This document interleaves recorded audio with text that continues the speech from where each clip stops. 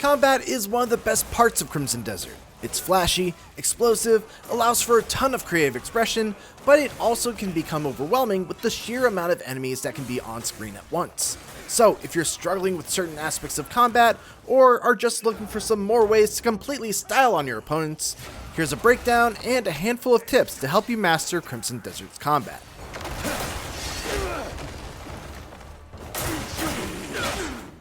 First off, let's cover some basics. In Crimson Desert, you've got light attacks, heavy attacks, and then a variety of skills that are mapped to different buttons or combinations of buttons.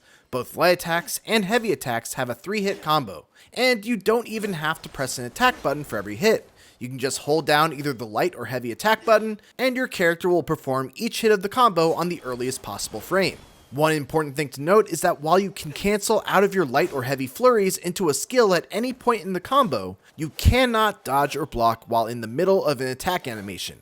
So be very careful about picking your spots to attack, as many enemies will armor right through your strikes to deliver one of their own, and if that happens, you're probably going to end up on the worst end of that trade. There is good news though. As I said, you can't guard or dodge cancel an attack mid-animation, but you can cancel into a skill. Fortunately, your turning slash, a default power attack mapped to right bumper and right trigger, or R1 and R2, has a ton of invulnerability frames, allowing you to just armor through their attack to deliver one of your own. This is extremely important against bosses and elite enemies, and you can get very far against them just by doing 2 regular attacks and then following it up with a turning slash when the enemy starts to counter. Turning slash will also usually stagger opponents, interrupting their attack and allowing you to reset your offense. The main thing to keep in mind though is that turning slash uses your spirit, so always keep an eye on your spirit and don't make the mistake of trying to use turning slash to armor through an attack when you don't have the resource to do so.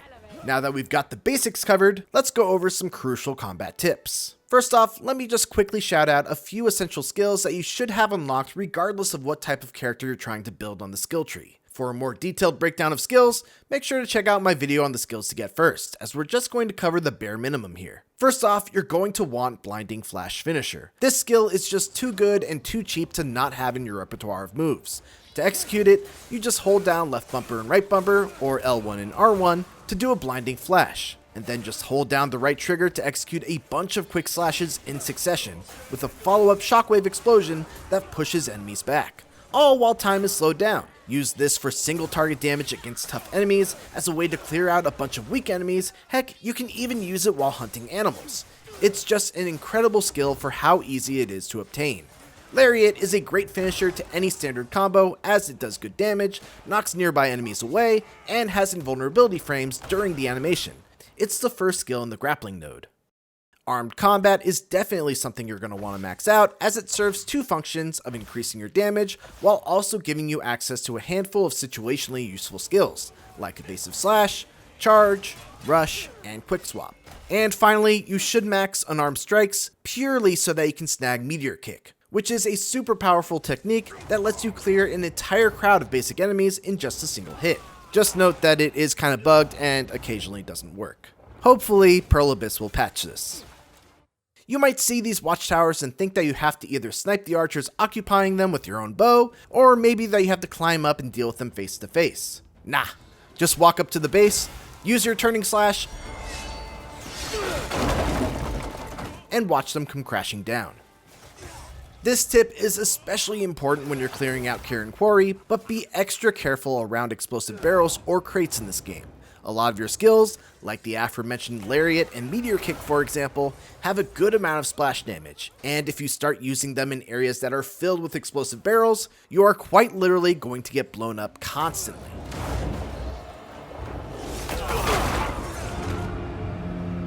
When you're in an environment with a lot of explosives, focus more on using things like Blinding Flash Finisher, Turning Slash, your bow to blow up the barrels from a distance, or heck, just toss them at groups of enemies. In boss battles especially, don't neglect Force Palm, performed by clicking in the right stick.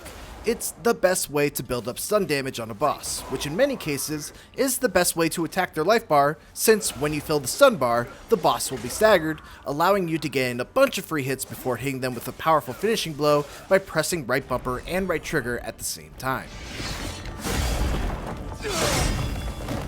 It was mentioned before, but it bears repeating, Meteor Kick is just so incredibly powerful in Crimson Desert. In fact, the only thing that holds it back is that occasionally the move bugs out and just doesn't work. And even that isn't enough to make me stop telling people to use and abuse this move. It does incredible aerial effect damage, can refund its spirit cost if it ends up killing people, which if you're in an area that's around your level of strength, it usually will, and it just feels super satisfying to pull off. Use it to engage, disengage, or when you just feel like making 50 enemies disappear.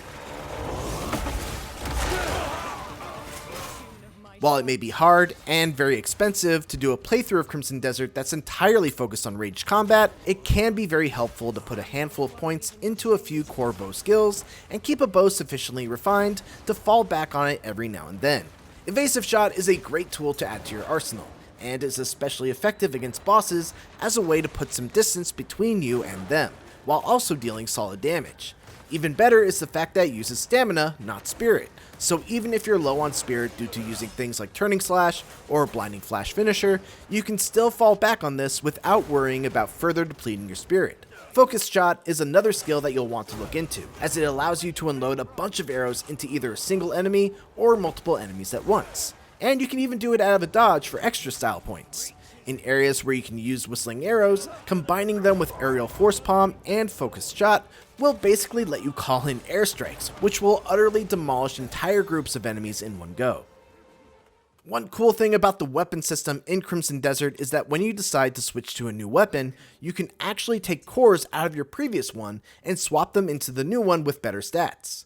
So, for example, let's say you find Darkbringer, and in case you don't have Darkbringer, we have a handy video showing you how to get it, and you really like the Altor's Orb skill that causes orbs of light to attack enemies after every heavy attack. But you don't want to give up the current weapon that you've spent a lot of time and resources refining. Simply visit a witch, extract the Altor's Orb core out of the Darkbringer, plop it into the weapon you're currently wielding, and voila. This doesn't cost any resources either, so you can freely swap cores as you see fit. Bosses in Crimson Desert very often come with some sort of trick or gimmick that makes their fight a lot easier. When it comes to Excavaton, you can use Force Palm before he goes underground to stun him for a significant amount of time. Other bosses take place in arenas where you can use Nature's Grasp to smash them with a pillar or some other sort of large object to deal massive damage. Others still take place in arenas with explosive barrels all around, which you can lead them through like a matador leading a bull to build up a ton of stun. If you're struggling with a boss, try to think outside the box a bit and consider how you can use the arena to your advantage, and experiment with different skills to see if they have some sort of unique interaction with the boss. Failing that, make sure that you're parrying any slow or telegraphed attacks, use the aforementioned strategy of canceling a combo into a Turning Slash to armor through their attacks, and make the most of your opportunities to deal damage with skills like Blinding Flash Finisher. And those are 8 tips to help you master combat in Crimson Desert. Thanks for watching, and for more Crimson Desert guides, make sure to check out the aforementioned video on how to find the Darkbringer, along with skills to get first. And for everything else, keep it here on IGN.